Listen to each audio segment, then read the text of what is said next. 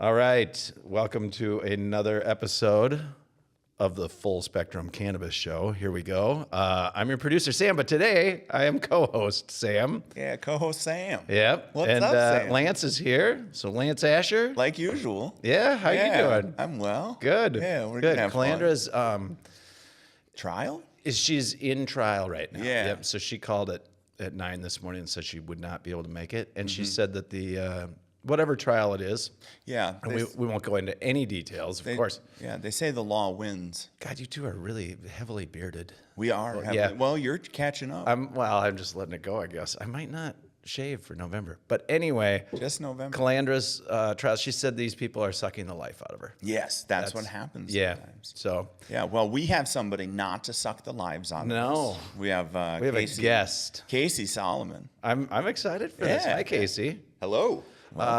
Thank you.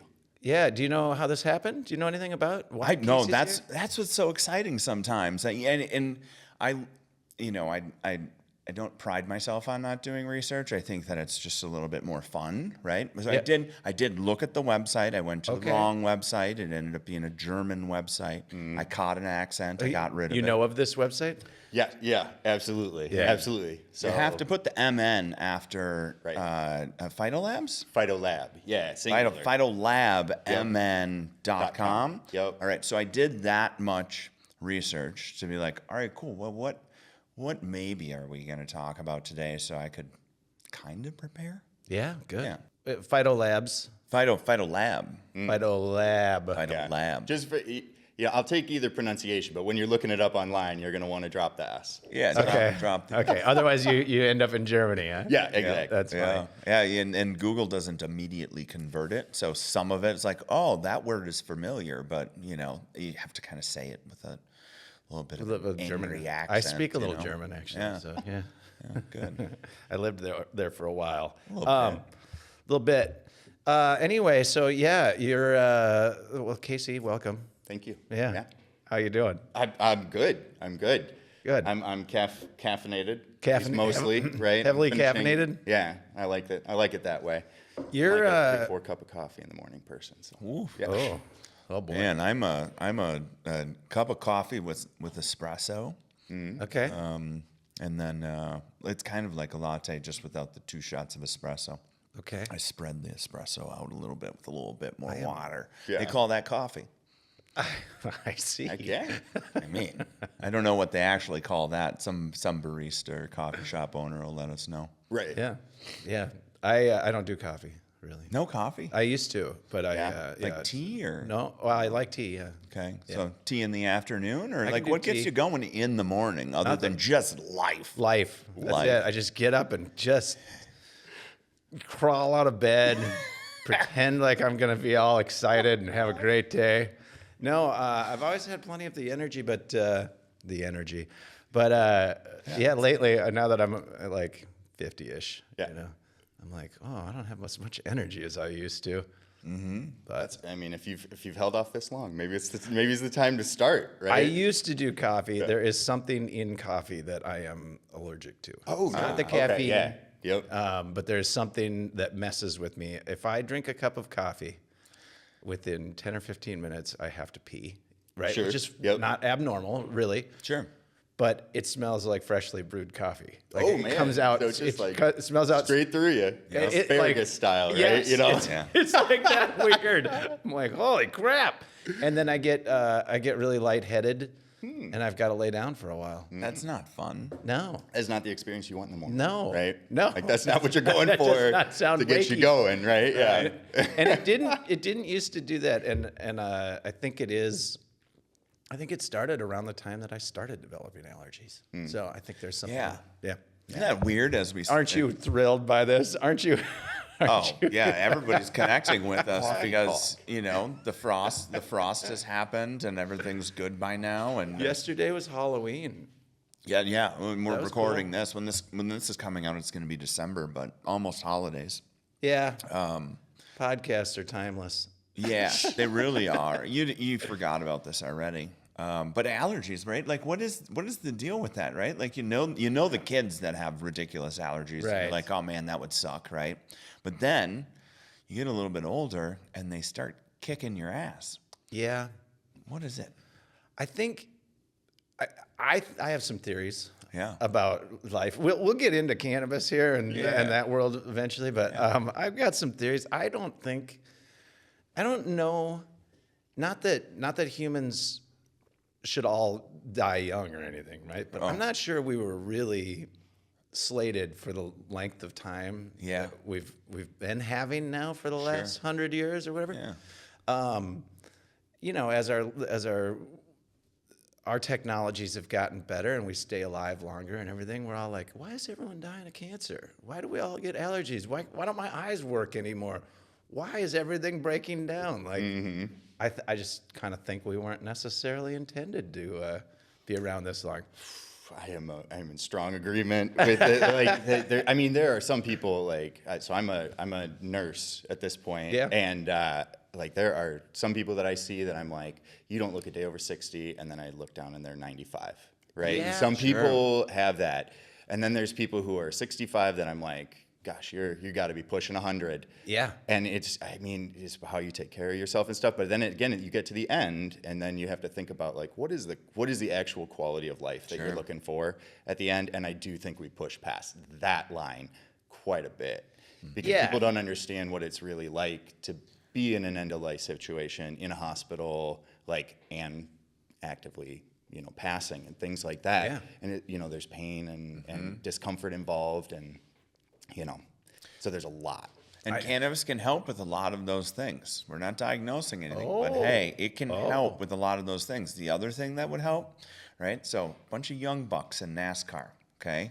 Why don't we have an old person league, right? So we get NASCAR? We get to 90. We get to 90 or so. We get to 80 or so, right? You got to qualify, right? Which is quality of life qualification. Sure. And then you go and you start racing cars. Because at some point in time, you're going to hit the wall. And then, if you wanted to go, then you went a real fast way. Is that?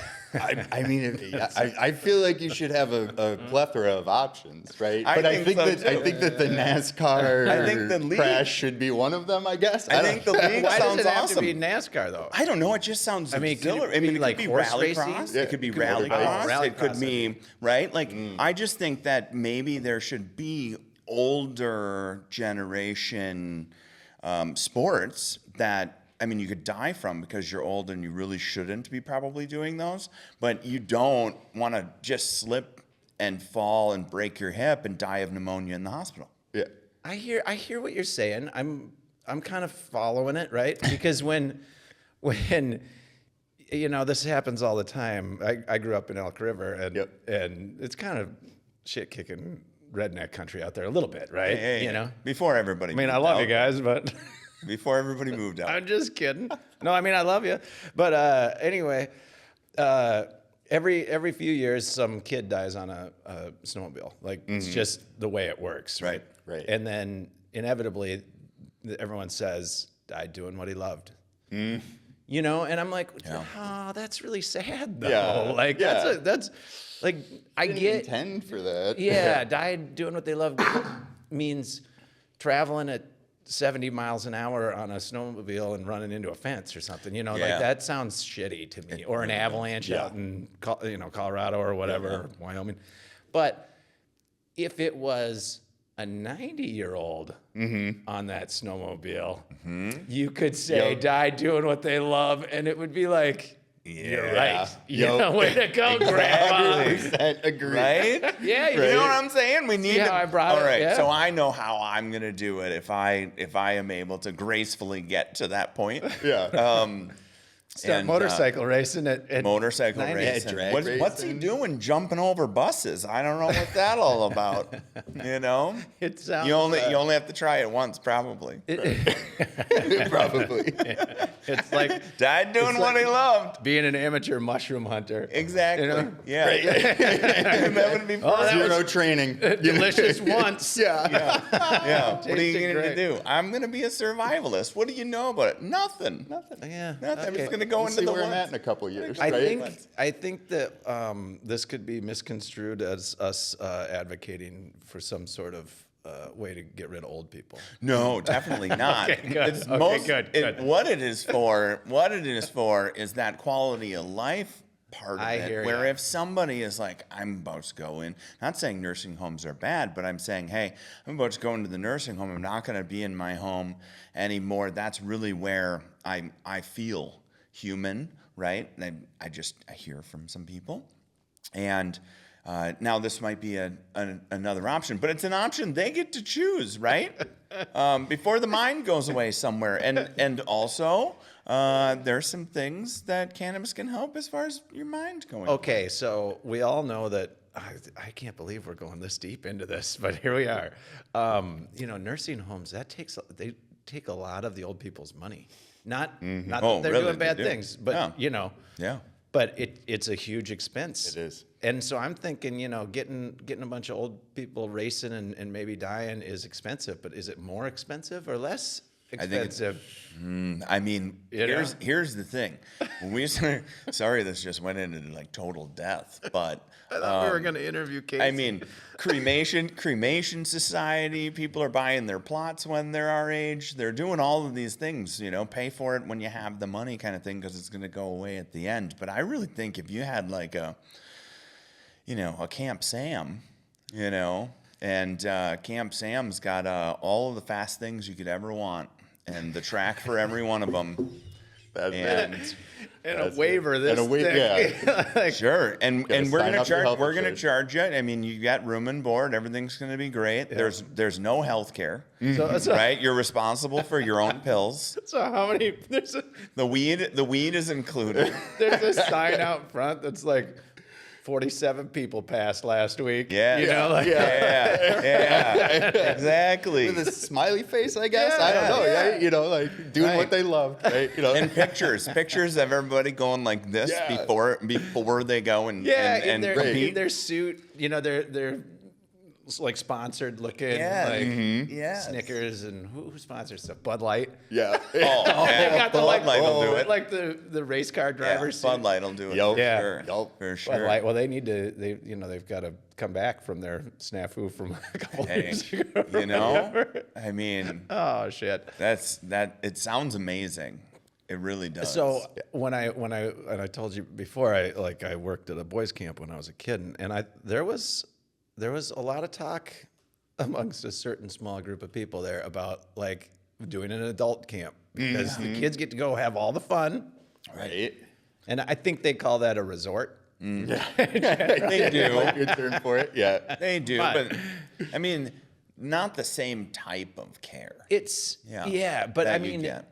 I think the idea was like, wouldn't you want to go somewhere where they're like, rise and shine, it's 8:00, come on in, we got everyone sit down and eat breakfast, and then like little kids, you're like, I signed up for archery today, Right. and then it's all scheduled, all there, and you just have to go to your activities and do your stuff. I Right. think that's All that's prepped the idea. for you. I love Yeah. it. And I love instead it. of your parents sending you, it was your kids. Yeah. Your kids sent you to camp. You're like, fuck, I gotta go to camp next Get out week. for the summer, mom and dad. know? We got parties to throw. I like this. All right. Well, that's a good end to that. Yeah, All yeah, is well that we ends. can move and that on. that has ended, but I don't know how it doesn't sneak back in at some point in time. So tell us a little bit more about yourself. Oh, cool. Gosh. Casey's he's got a lot. You Yeah. have a lot going on, or Yeah. or have in your lifetime thus far. Right. Yeah, Yeah. can't Do you want all 27 30 years. second, 30-second version, 5-minute version? Like, Five minute version that will turn into 50 minutes. Yep. But that's just because Sam and I will turn it into that. Yeah, it was all totally bullshit. fair. Totally fair. Yeah, what do you got? So I guess we'll start like educationally. So I did my bachelor's degree at the U of M, got it in biochemistry December 2009, and I had been You graduated with a biochem degree? Yep, just 2000? my bachelor's. Yeah. Right. So in 2008, end of 2008, and then 2009, I had been brought into the recruiter's office by a former employer and had sort of accidentally signed up for the Navy Reserve at that time. I wanted to do it, but like it was like By the time it came, you were like, shit. I was like, oh my gosh, what am I getting myself into at this point? Like it just kept rolling. I've got a 17-year-old who is going Yes. to go talk to a recruiter. I'm not going to I'm not gonna let him sign. We'll talk about this Yeah, later. yeah. but Before I'm he curious. signs anything, Yeah, I'm curious. So I was in the reserves at that time, and it had worked out really well with college and stuff like that. I was doing my 1 week a month, 2 weeks a year during the summer, right, rocking and rolling. Yep. But 2009 was the surge, right? So Obama was elected, surge happened. So I think it was June 2009, I was sent over to Afghanistan. Yeah. So I spent a year over there. I was in Kabul. I was an intel analyst for the Navy. Okay. But of course, the Navy sent me to a landlocked country. So I got rented out to the Army for that year. So I have a good and bad experiences with the Army and bad experiences with the Navy at that point. But it solidified for me that when I came back, I wanted to keep working on the science stuff. So when I got back, I applied for the grad program at the U, and then ended up getting in. That's a long story in and of itself, like how I got in, and I was like the last one on the cusp of it. Like somebody else canceled, I got a call the day before. I was supposed to go to drill. Like it was a whole thing. Really? Yeah. But Was it because, like, so? is it a merit-based thing? Yes. You like that? Yeah. They were So like, we'll just this say guy that is my- the very tail end of what we'll accept. 100%. Really? So my undergrad GPA was like a 2.0 my freshman year, right? I tanked it. That's passing. Right? Yeah, barely, but passing. And I dragged that thing up for the rest of my time. I ended up with a 3.25 at the end of it, which 3.20 is the cutoff for grad school. So that's what I'm saying. Yeah. But during that time, I had worked with a researcher there. Just as an undergrad, it was part of like our program. We had to get some either field experience or research experience. So I got into this lab, and she brought me in, and I worked with one of her grad students. We had a great time. That's where I really learned that I wanted to do research at that point. And she basically said, like, you guys would be an idiot if you didn't, like, at least look at him, right? Bring him in for the interview process. Like, you weren't even going to do that. Right. Bring him in for the interview weekend. He'll come in. You know, he's local. You don't have to put him up in a hotel. He's cheap. Like, just get him in. Yeah. And I did that. I explained my story, said, you know, hey, I worked my butt off the last, 3 years of college to After screwing up the after first. screwing up the first, right? You know, and just, that's the story. I'm working hard now. You can see progression the whole way. Like, that's who I am. And eventually they said, okay. And so they accepted me into the program. I did that. I got my PhD from there. Doing structural biology is what it was. So I was doing, if you've ever been in an MRI, the same technology with a much larger magnet and a much smaller sample is what I did.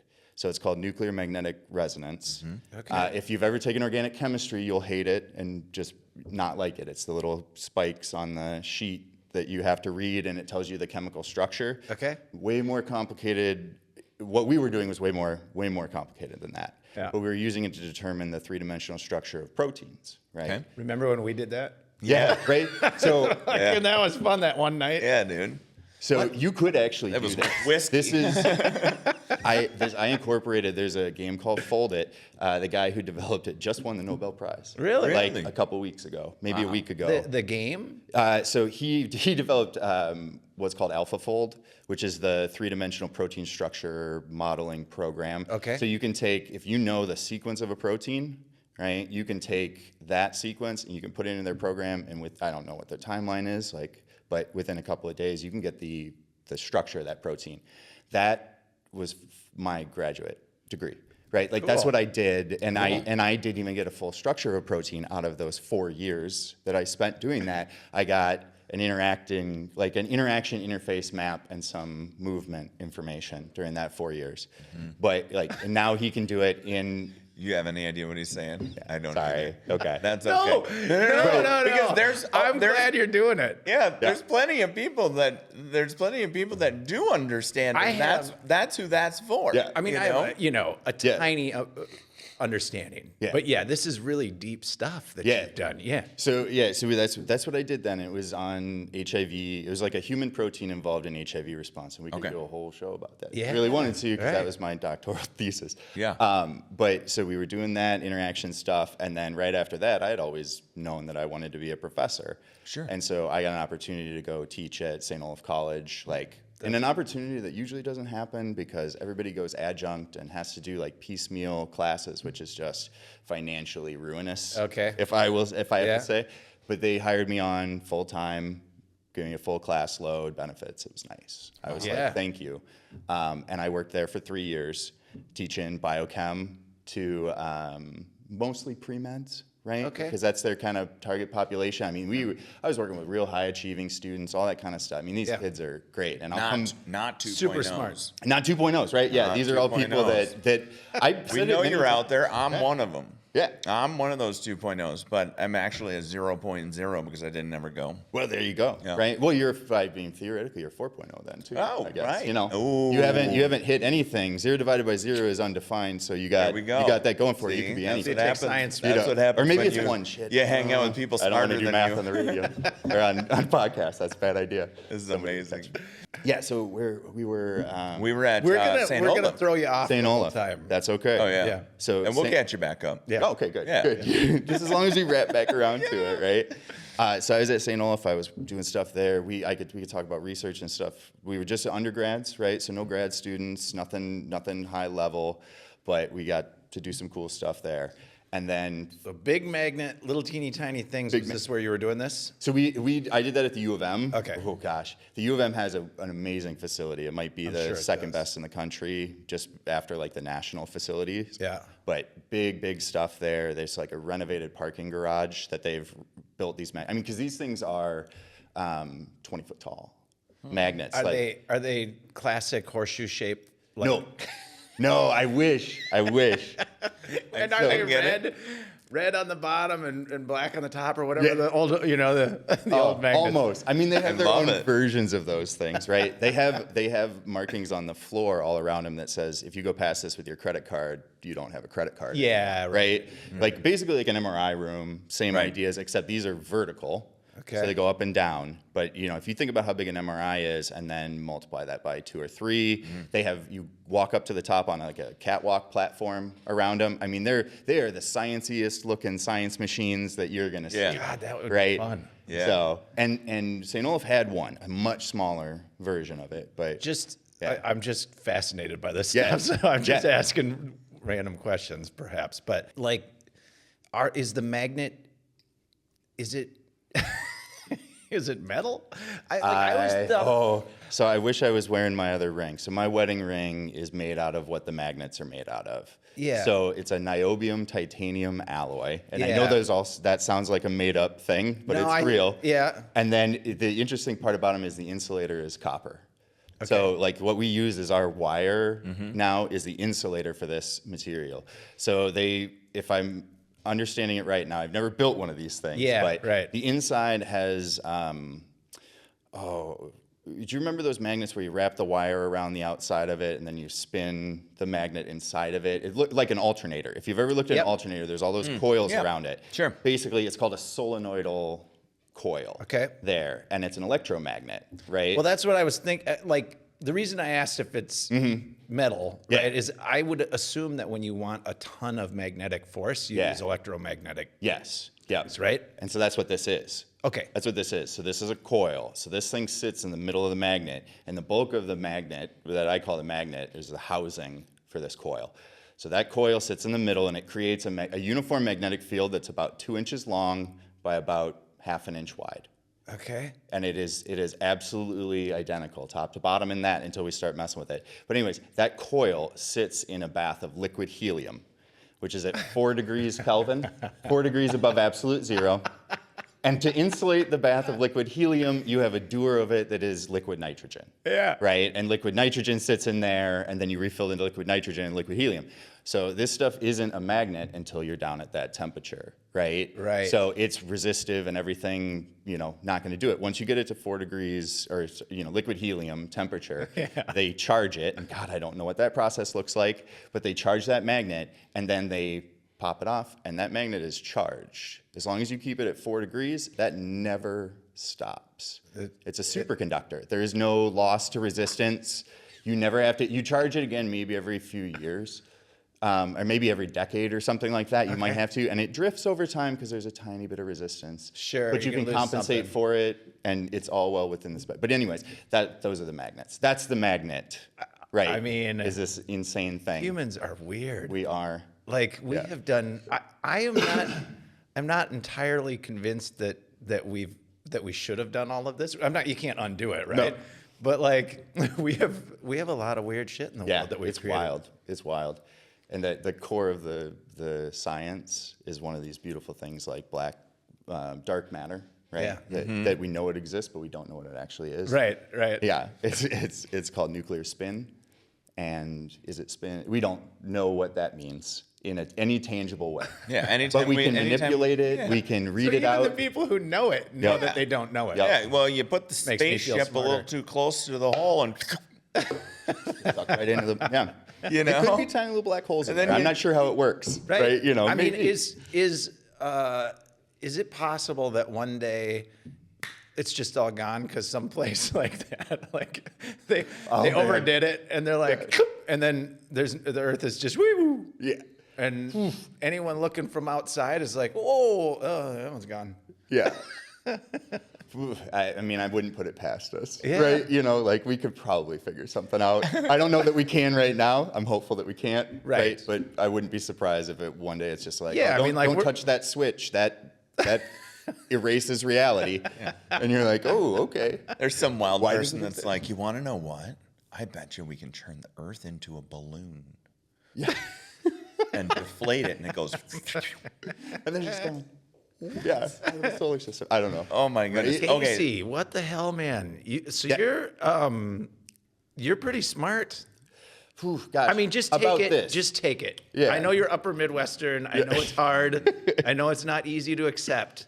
But you went and fought for our country, and we're put in situations with whatever that whether that's good, bad, or other, I don't know. You came back, you know enough to describe a giant magnet and how that works, and you played around with those things, and now you're working in cannabis. Yeah. I think that's important for people to know. I honestly do. I think that when people kind of in our legacy cannabis world, right, people think, oh, pot, those fucking pot smokers. Like, Wish they'd get a job.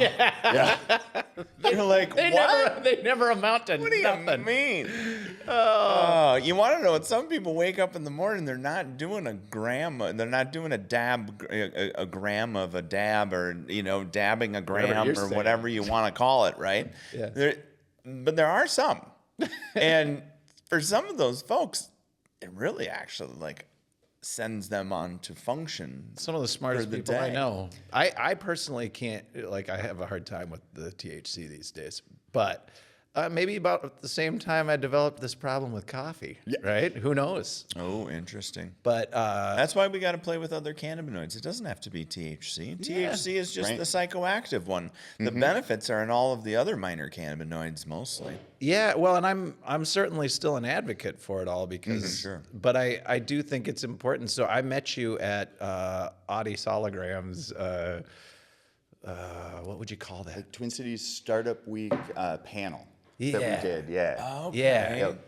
And I was just amazed at, because I'm kind of new to this whole cannabis world, Yep.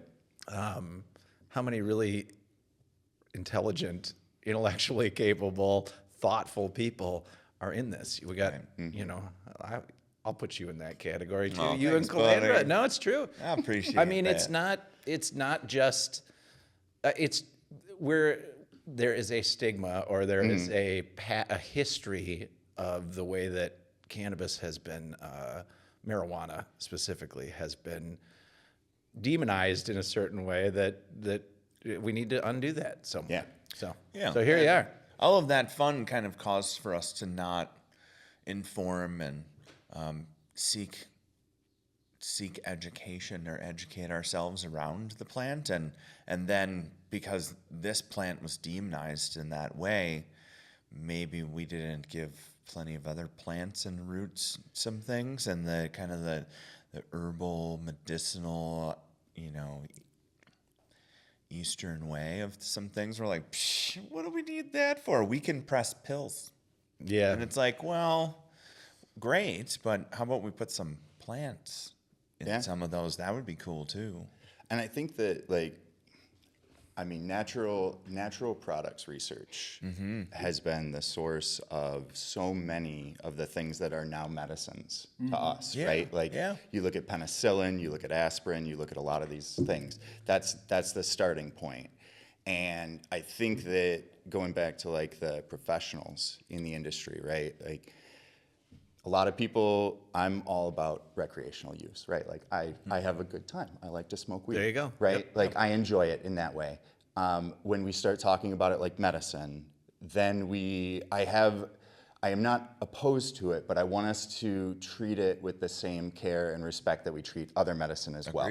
As far as it, like that links back to what we do with the testing side of it, just making sure that you're not giving somebody who is already a patient, right, already has a condition or a syndrome or some issue that they are currently dealing with, you're not putting pesticides into their body now that they have to deal with. That you are providing to them the amount of THC that you say, the amount of CBD, THCV, CBN, CBG, CBC, right? Like all of those ones, right? Those are the things that we want to be able to tell people, and we want to be able to give them confidence that you're putting a safe, clean, reliable, and a product that an honest maybe product into your body in that case, right? When you go buy a bottle of Tylenol or Advil or whatever, you want to know that what's in there is what they say is in there. Yeah. Right. What do you remember? What was it? The 70s or the 80s? 80s. 80s when that person tampered with it, and that was a big deal. Yeah. It was a huge deal. It was no joke because that was poison in medicine, and that was. Nobody thought that was funny. Nobody thought that was okay. I'm sure they put her in jail for quite a while. I think it was a woman that did that. I think it was a woman, and I think it was to poison her husband or something like that. Yeah. And then, but she managed to. She didn't want to get caught, so she just snuck into a bunch of bottles or something, right? Like that. Yeah. Totally wrong, probably. No, I do remember we that. can fact check that, but like I know that the general We don't even idea need of to the story. fact check it. You can fact check it if you want, right? Look it up. We don't know. We said we don't know, but it might be this. In that vein, right? So people care about that stuff, and like people that if you've got cancer, right? You don't want other stuff in there. You're also probably not smoking at that point, right? So you're going to ingest in some other fashion. So again, you still need to know what's in there, right? And especially if you're concentrating things down, right? You're taking a plant and extracting and concentrating. Right. You may just have a dusting of pesticide on that plant, but in your extract, you may have all of the pesticide that was on every part of that plant extracted with your cannabinoid. Depends on the pesticide, right? You need to know those things, especially if you're giving them to other people, right? Yep. Everybody gets to take that risk on their own, right? I grow plants in my basement. Yeah. I know what fertilizers I put on them. I know what's in there. I know when we get powdery mildew and like what the risks for that are. Right. Right. Yep. So What is the risk for powdery mildew? well, I just don't think you want to be smoking a bunch of powdery mildew, No, just in general. right? And It then it sounds like also a bad chokes idea. out your plants, right? It's just more of a growing issue in there. Yeah. Because there's mildew on things, and we all have musty basements and stuff like that. But over a certain amount, like it's an issue. And there's other types of molds that are more of a problem, like aspergillus. Aspergillus, if you smoke that and it gets in your lungs, you could very likely die. Yeah. Right. And you don't want, if you get a mold infection growing in your lungs, there is no way to fix that really. Like it's very tough. Or the ways to fix it are they'll kill you. Yeah, they're close to the condition itself. So it's like you don't want to have people doing that. So that's one that, there's a few, and then there's some salmonellas and some E. coli's that you don't want to be in, especially consumable products. Right. If you're smoking them, you have less of an issue with maybe some of the live bacterial stuff because you're burning it. It's fire. Right. But if you're putting that into a product, then you've got to worry about those things still being alive and And getting so you sick. this is why we test. Yes. Right. 100%. Which is what you do now. Yes. Okay. So that's where we're going. So we're doing very basic stuff right now. We are able to do potency testing for full panel or just potency right now? Potency right now. Okay, because you're working on other equipment and stuff like that. You were saying. Yeah. So we're let's. building out. So this is PhytoLab. We should. Let's take a quick break, and then we'll get back into PhytoLab and the whole story of it and why you're doing this and what exactly you're doing. Sounds good. All right. Sweet. Great.